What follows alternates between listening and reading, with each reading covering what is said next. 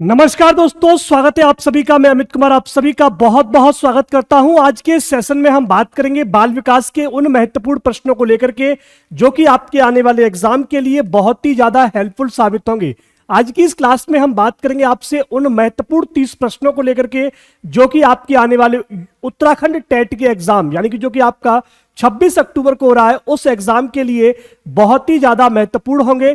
तो क्लास को आप बहुत ही ध्यानपूर्वक देखिएगा। छोटे छोटे प्रश्नों को भी मैं यहां पर कवर करने का प्रयास करूंगा, जैसे कि नया जन्म काल किस काल को कहा जाता है, नया जन्म काल किस काल को कहते हैं। जैसे किशोरावस्था हो गया, बाल्यावस्था हो गया, और यह जो नया जन्म काल या नए जन्म का जो काल कहा है ये किसका स्टेटमेंट है। इस प्रकार के बहुत से प्रश्नों पर चर्चा करेंगे। साथ ही साथ मैं आपको यह भी बताऊंगा कि उलझन की अवस्था कौन सी होती है, इस पर भी हम चर्चा करेंगे। तो ऐसे प्रश्नों के साथ आज की इस वीडियो में हम चर्चा करने वाले हैं। बाकी और कौन कौन सी क्लासें आपके लिए आने वाली हैं उन पर भी आज की इस क्लास में हम डिस्कस करेंगे। तो वीडियो को बहुत ही ध्यान से देखिएगा। और यह क्लास आपकी रोज कितने बजे होगी? वैसे 11 बजे होगी, ठीक है। सुबह जो होता है मॉर्निंग टाइम में 11 बजे, लेकिन आज यह क्लास आपको 8 बजे के आसपास देखने को मिल रही होगी। कल से यह क्लास आपको कितने बजे मिलेगी? 11 बजे आपको देखने को मिल जाएगी। चलिए फटाफट से शुरुआत करते हैं पहले प्रश्न की। पहला प्रश्न आपके सामने स्क्रीन पर क्या है? पहला प्रश्न है कि आनुवांशिकता, ध्यान से सुनिएगा, कि आनुवांशिकता से तात्पर्य निम्नलिखित में से किन से होता है।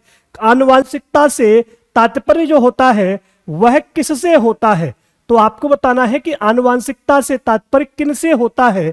कहा गया शुक्राणु और अंडाणु से, गुणसूत्र और जीन्स से, कहा गया सूत्री विभाजन और अर्थसूत्रण से, या डीएनए और आरएनए से। तो आपको क्या करना है, आप प्रश्न पढ़िएगा, प्रश्न का उत्तर आप हमें कमेंट बॉक्स में दीजिएगा। इससे आपकी कितनी तैयारी हो रखी है वो भी आप जान पाएंगे। एक तरीके से टेस्ट सीरीज के रूप में आप इन क्वेश्चंस को करिएगा, ठीक है। तो इसका सही उत्तर क्या होता है? जो आनुवांशिकता से तात्पर्य होता है वो किससे होता है? गुणसूत्र और जीन्स से होता है। यहां से और क्या प्रश्न पूछे जा सकते हैं कि एक व्यक्ति के अंदर, जो व्यक्ति होता है उसके अंदर कितने गुणसूत्र पाए जाते हैं? एक व्यक्ति के अंदर कितने गुणसूत्र पाए जाते हैं? तो आप हमें इसका जवाब कमेंट बॉक्स में जल्दी से जल्दी दे दो भाई। कमेंट बॉक्स में जल्दी से जल्दी हमको इसका जवाब दे दो कि गुणसूत्र की संख्या कितनी होती है। आप सभी ने पढ़ा है क्लासेस में, ठीक है। तो कहा जाता है कि गुणसूत्र की संख्या कितनी होती है। तो कहा गया कि गुणसूत्रों की जो संख्या होती है वो 23 और 23 कुल 46 हो जाती है। 23 जो है माता के कोष में होते हैं, 23 पिता के कोष में होते हैं। किसी किसी बच्चे में सिंड्रोम की जब प्रॉब्लम आती है तो उसमें जो गुणसूत्र जो होते हैं वो संख्या 47 भी हो सकती है, ठीक है। और जब साथियों जब 45 हो जाती है तब भी क्या होता है? तब भी कुछ ना कुछ सिंड्रोम की प्रॉब्लम आती है, कुछ गुणसूत्रों में कमी हो जाती है तो उसकी कमी आती है। तो जब संख्या 45 होती है, कितनी होती है? 45 होती है, तो उसे हम टर्नर सिंड्रोम बोलते हैं। वहीं पर जब संख्या गुणसूत्र की 47 हो जाती है तो उसे डाउन्स सिंड्रोम या मंगोलिज्म बालक बोलते हैं। मंगोलिज्म या डाउन्स सिंड्रोम बोला जाता है, ठीक है। तो चलते हैं इसी प्रकार से अगले प्रश्न पर। इसका सही जवाब हो जाता है बी आंसर। निम्नलिखित में से कौन से सिद्धांत का प्रतिपादन फ्राइड के द्वारा किया गया? मतलब आपको बताना है कि फ्राइड ने इनमें से कौन सा सिद्धांत दिया था। संज्ञानात्मक सिद्धांत, मनोसामाजिक सिद्धांत, उद्दीपक अनुक्रिया का सिद्धांत और मनोविश्लेषक सिद्धांत। तो आप सभी जानते हैं कि जो फ्राइड हैं उनके द्वारा जिसका प्रतिपादन किया गया वो क्या है? डी ऑप्शन है। कौन सा है भाई? डी ऑप्शन है। क्लास जब शुरू हुआ था तो मैंने आपसे कहा था कि मैं आपसे यहां पर बात करूंगा कि उलझन की अवस्था किसे कहते हैं। उलझन की जो अवस्था होती है यह किस अवस्था को कहा जाता है, ठीक है। तो यह जो अवस्था उलझन की अवस्था होती है इसे हम किशोरावस्था को उलझन की अवस्था कहते हैं। किसे कहते हैं मित्र? उलझन की जो अवस्था होती है वो हम किशोरावस्था को कहते हैं, ठीक है, समझ गए। इसी प्रकार से जो किशोरावस्था है इसको बसंत काल भी कहा जाता है। क्या कहते हैं? बसंत काल। लिख लीजिएगा अगर नहीं नोट है आपके पास तो, ठीक है। किशोरावस्था को हम बसंत काल भी कहते हैं या बसंत ऋतु कह सकते हो। किशोरावस्था को ही हम स्वर्णिम काल, किस नाम से? स्वर्ण काल के नाम से भी इसको जानते हैं। इसी प्रकार से मैंने आपसे कहा था नए जन्म का काल किस अवस्था को कहा जाता है? जब हम नए जन्म के काल की बात करते हैं, नए जन्म का काल, नया जन्म का काल, तो जो नया जन्म का काल होता है वह भी हम साथियों किशोरावस्था को ही कहते हैं। अब बात आती है कि नया जन्म का काल किसके द्वारा कहा गया है? तो यह साथियों किसके द्वारा? स्टैनले हॉल के द्वारा कहा गया है। किसके द्वारा कहा गया है? स्टैनले हॉल के द्वारा कहा गया है।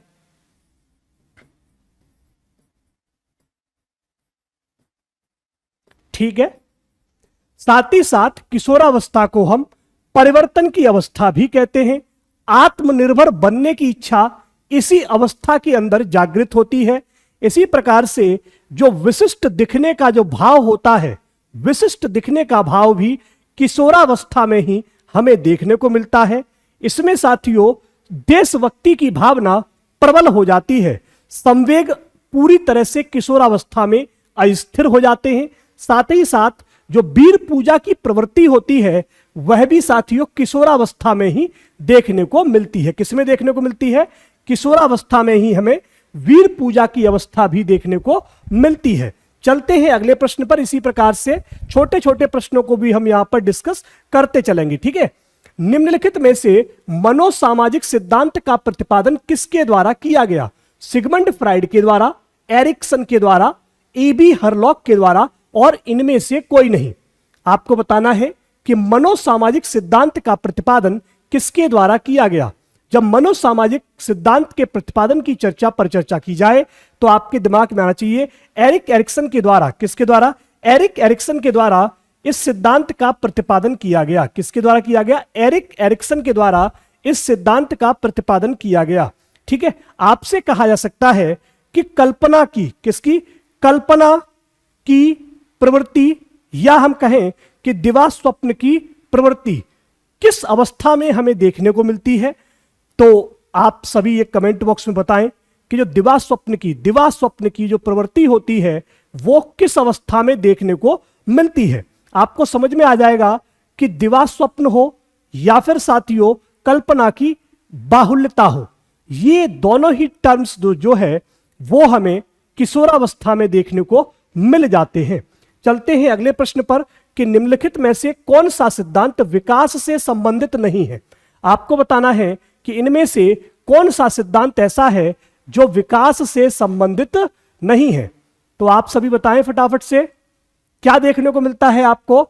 विकास एक सतत प्रक्रिया है, विकास अंतःक्रिया का परिणाम है, विकास एक दूसरे, किसको? एक दूसरे के पक्ष पर निर्भर नहीं करते हैं, विकास सामान्य से विशिष्ट की ओर अग्रसर करते हैं। देखिए अगर मैं बात करता हूं विकास की, तो विकास साथियों यह सच में एक सतत प्रक्रिया है, निरंतर प्रक्रिया है, चलता रहता है अनवरत जब तक वह चलना चाहिए, ठीक है। विकास अंत्यक्रिया, भाई विकास जो होता है वो व्यक्ति या मनुष्य के अंत्यक्रिया का ही परिणाम होता है। व्यक्ति हो, जीव जंतु हो, उसके अंत्यक्रिया का ही परिणाम होता है। विकास सामान्य रूप से विशिष्ट की ओर चलता है, बिल्कुल सही बात है। लेकिन यह कहा गया कि विकास विभिन्न रूप पक्ष, विकास के विभिन्न पक्ष एक दूसरे पर निर्भर नहीं करते। भाई एक दूसरे पर ही निर्भर करते हैं तभी हमें विकास देखने को मिलता है। अर्थात साथियों विकास से जिसका संबंध नहीं है वो आपका तीसरा वाला ऑप्शन हो जाएगा, ठीक है। आप इसे सही लगा देंगे।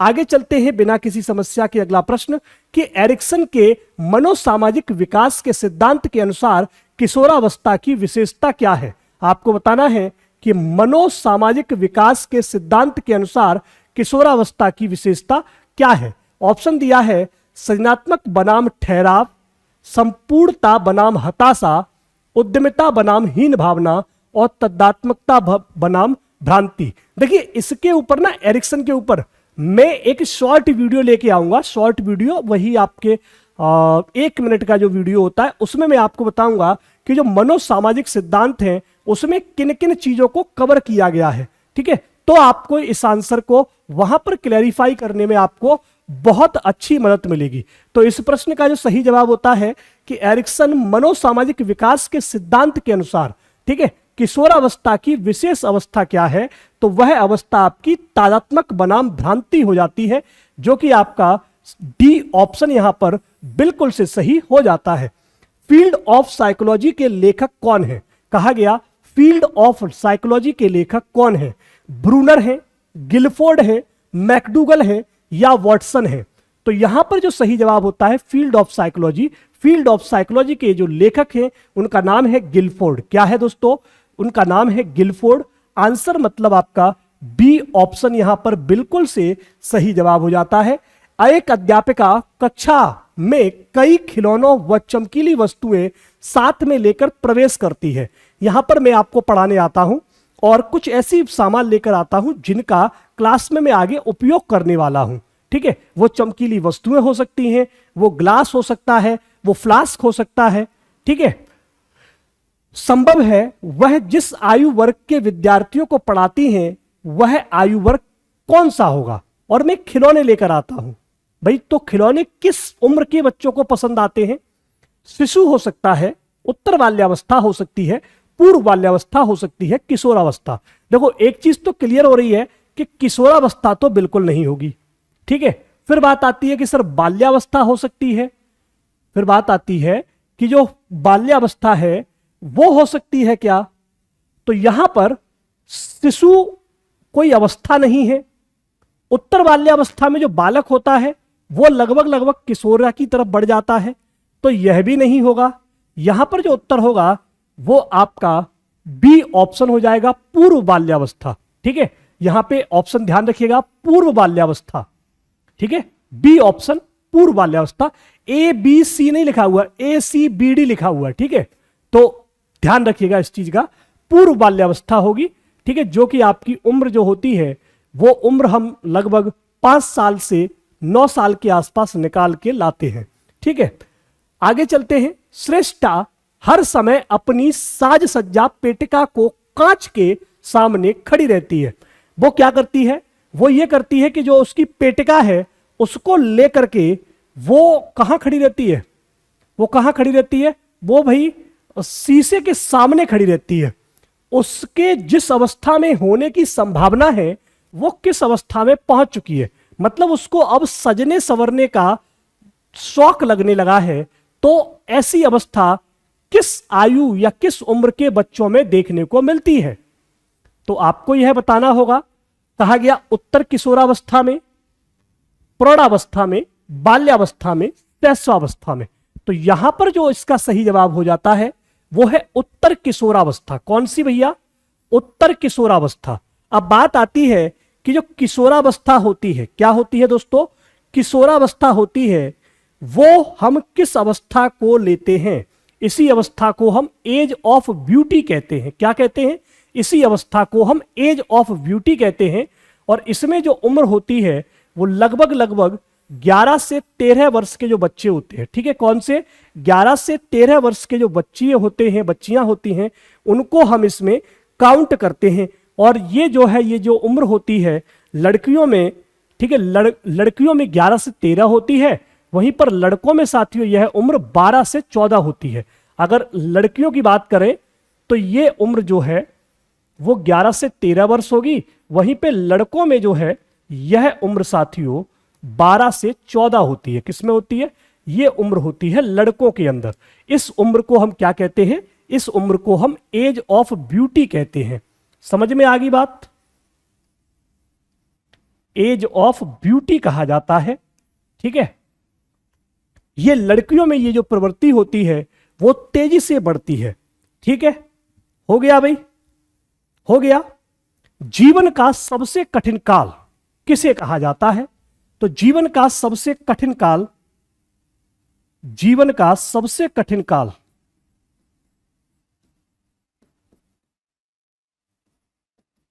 देखिए, ये जो अवस्था होती है कठिन काल वाली, यह भी आपकी किशोरावस्था होती है। लेकिन ये किसने कहा है? ये आपसे पूछा जाए कि जीवन का सबसे कठिन काल किशोर अवस्था होती है, यह किसके द्वारा कहा गया, तो आपको नाम याद रखना पड़ेगा, किलपैट्रिक के द्वारा। किसके द्वारा? किलपैट्रिक के द्वारा यह स्टेटमेंट दिया गया। कोशिश रहेगी आप लोग वीडियो को ढंग से लाइक कीजिए, शेयर कीजिए अपने दोस्तों के साथ। कार्ल सी गैरिसन ने किस विधि का अध्ययन किया था? कहा गया जो कार्ल सी गैरिसन है उन्होंने किस विधि का अध्ययन किया था? प्रयोगात्मक विधि का, सांख्यांकिकी विधि का, लंबात्मक विधि का और क्षैतिजीय विधि का। तो यहां पर जो इसका सही जवाब होता है वो है लंबात्मक विधि का अध्ययन किया था। आपका सही जवाब यहां पर सी ऑप्शन हो जाएगा। कौन सा ऑप्शन हो जाएगा मित्र? सी ऑप्शन हो जाएगा।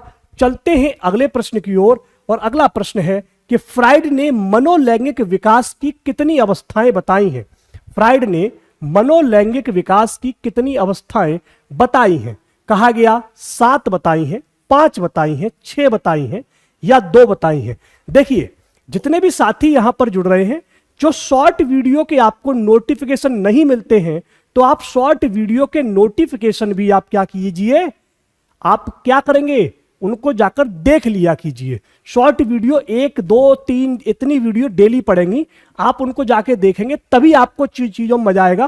क्योंकि अब ये प्रश्न जो है कि मनोलैंगिक विकास की कितनी अवस्थाएं हैं, ठीक है, कौन कौन सी हैं, इन पर चर्चा कब कर पाऊंगा मैं? क्लास के दौरान केवल क्वेश्चन सीरीज के आंसर पर ही मैं फोकस करूंगा। ये जो प्रॉब्लम्स होंगी इनको नोट करता रहता हूं, ठीक है, इनको मैं कहीं ना कहीं लिख रखा है। तो ये जो है आपको मैं उन शॉर्ट के माध्यम से आपको बताने का प्रयास करूंगा, ठीक है। तो फ्राइड ने मनोलैंगिक विकास की कितनी अवस्थाएं बताई हैं? तो ये अवस्थाएं साथियों 5 हो जाती हैं। कितनी हो जाती हैं? 5 हो जाती हैं। कहा गया कि चाइल्डहुड एंड सोसाइटी के रचयिता कौन है? क्या कहा गया भाई? जो चाइल्डहुड और सोसाइटी है, चाइल्डहुड एंड सोसाइटी के रचयिता किसे कहा गया है? कहा गया फ्राइड को, एरिक्सन को, जॉन डीवी को और वाटसन को। तो इसका सही जवाब हो जाता है एरिक्सन को। एरिक्सन को क्या कहा गया है? चाइल्डहुड एंड सोसाइटी का रचयिता कहा गया है। आपसे पूछा जा सकता है कि जो एक उंगली होती है, या मैं ये कहूं आपसे कि जो हमारे हाथ में उंगलियां हैं और ये जो हाथ है, इसमें कुल कितनी हड्डियां पाई जाती हैं? तो आपसे पूछा जाए कि भाई एक उंगली में कितनी हड्डी होती हैं, तो आपका जवाब क्या होगा कि एक उंगली के अंदर जो हड्डियां होती हैं, किसके अंदर? उंगली के अंदर, ठीक है, ध्यान से सुनिएगा। अगर आपसे पूछा जा रहा है कि उंगली के अंदर कितनी हड्डियां होती हैं, तो एक उंगली की बात हो रही है, तो आप कहोगे जी 3 हड्डी होती हैं। जब बात आ जाए कि एक अंगूठे में कितनी हड्डियां होती हैं, तो आपको ध्यान देना है कि जो हड्डियों की संख्या है वो 2 हो जाती है।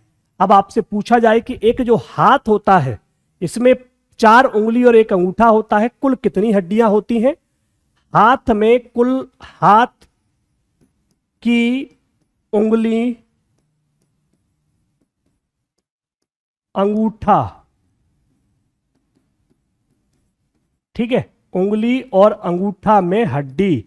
तो अब आप देखेंगे कितनी कितनी हो पा रही हैं यहां पे हड्डी और वो, तो आपको देखने को मिलेगा कि 12 और 2 14। इसी प्रकार से आपसे प्रश्न यह पूछा जा सकता है कि चेहरे में हड्डियों की संख्या कितनी होती है? चेहरे में हड्डियों की संख्या कितनी होती है? तो चेहरे में जो हड्डियों की संख्या होती है मित्र, क्या बदतमीजी कर रहे हो?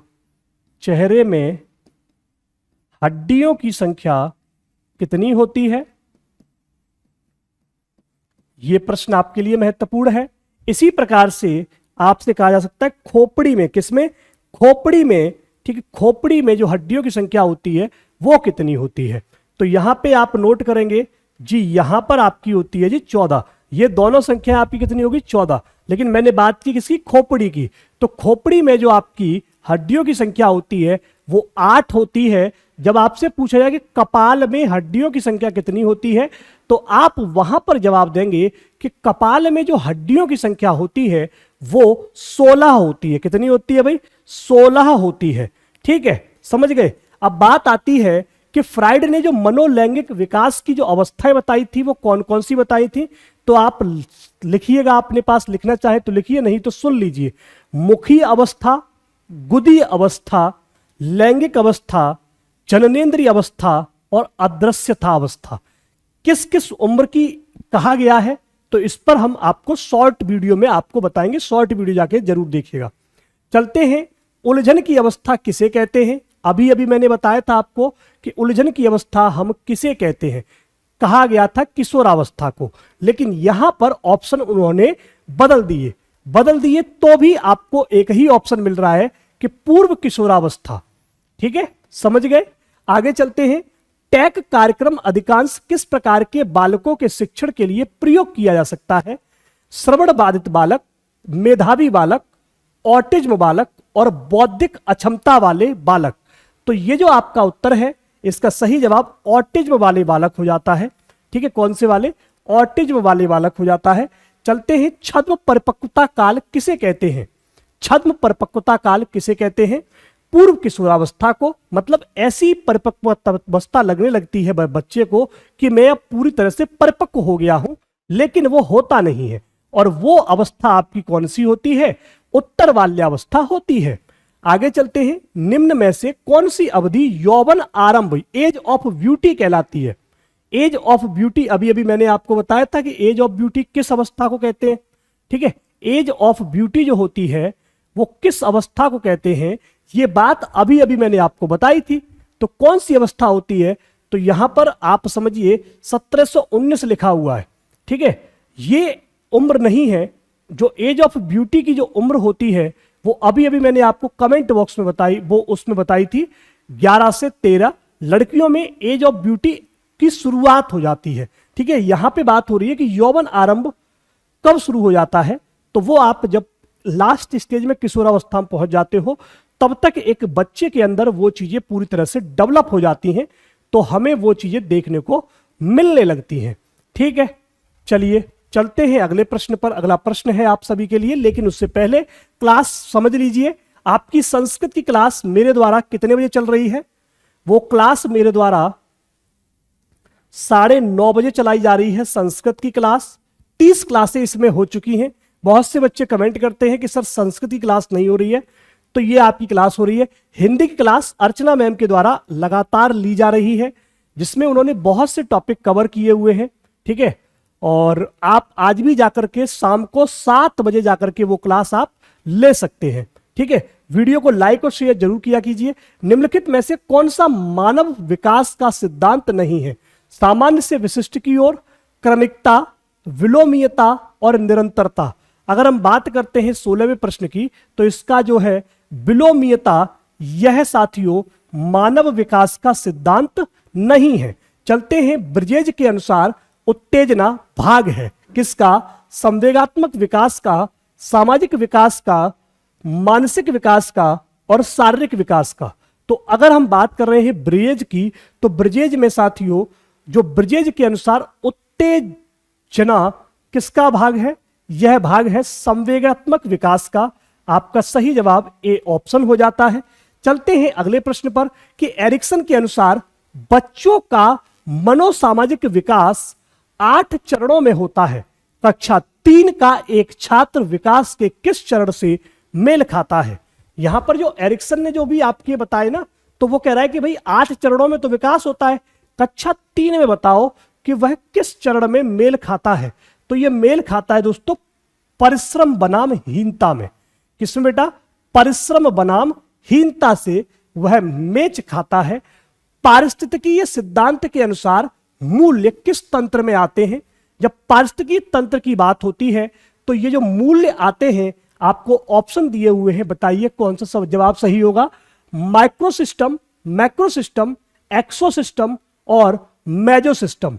ठीक है, तो इस प्रश्न का सही जवाब हो जाता है मैक्रो सिस्टम। आपका बी ऑप्शन सही होगा।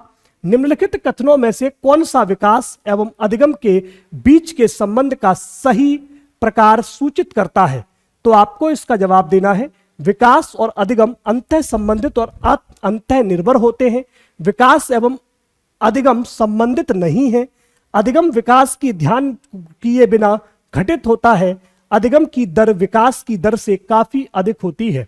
तो अगर हम बात करें कि कौन सा कथन विकास और अधिगम के बीच के संबंध का सही प्रकार से सूचित करता है, वो है विकास और अधिगम। जो विकास होता है, अधिगम होता है, ये एक दूसरे पर निर्भर भी करते हैं और साथियों अंतः संबंधित भी होते हैं।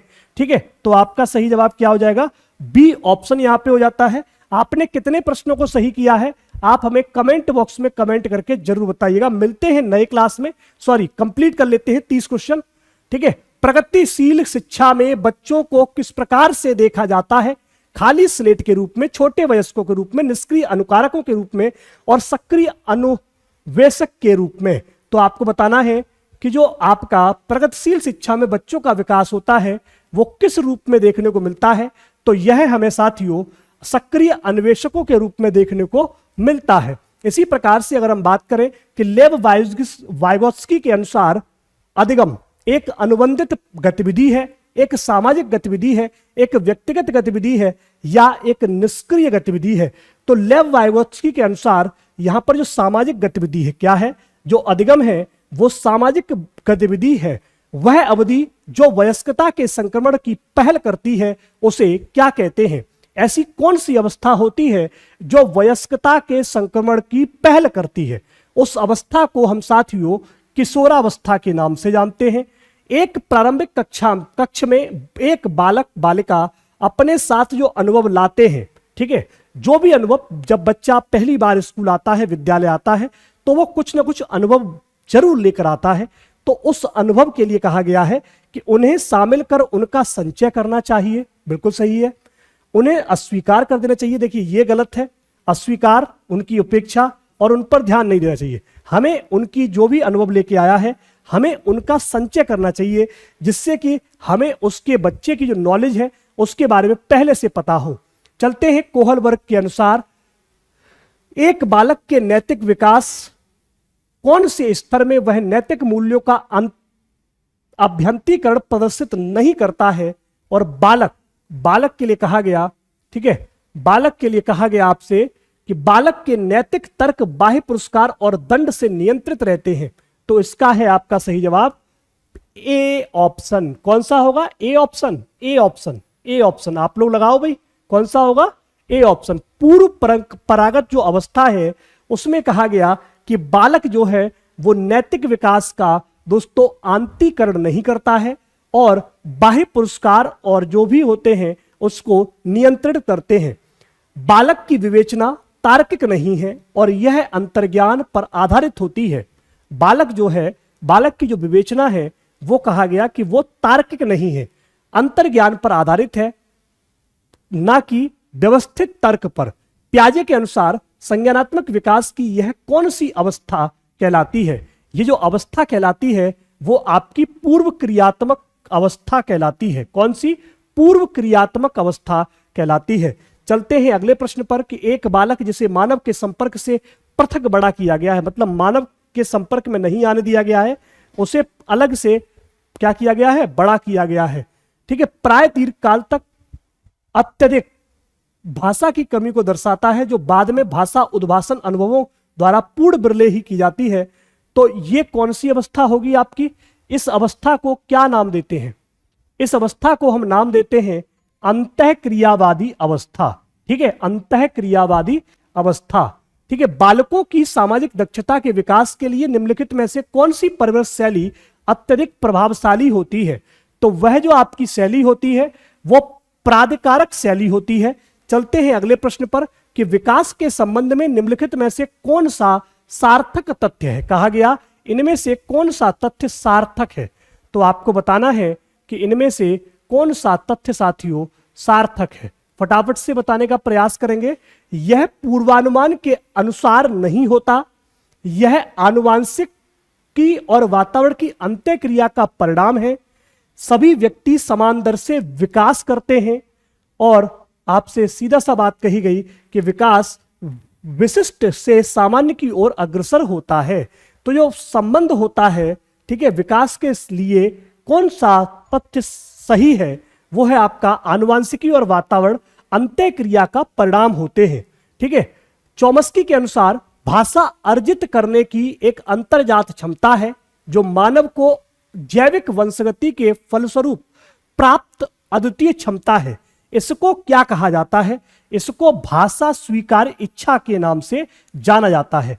तो अगर आपको वीडियो पसंद आया हो, वीडियो आपको अच्छा लगा हो, तो आप वीडियो को लाइक कीजिए और हमारी जो दोनों क्लासें हैं, एक हिंदी की क्लास, ठीक है, और दूसरी जो हमारी क्लास चल रही है संस्कृत क्लास, इनको जाकर के जरूर देखिएगा। मिलते हैं आप सभी से नए क्लास में, तब तक के लिए नमस्कार। जय हिंद, जय भारत। पढ़ते रहिए, मस्त रहिए, घर पर रहिए, स्वस्थ रहिए। मिलते हैं नई क्लास में। चैनल को सब्सक्राइब कीजिए और वीडियो को अपने दोस्तों के साथ शेयर जरूर कीजिए। धन्यवाद।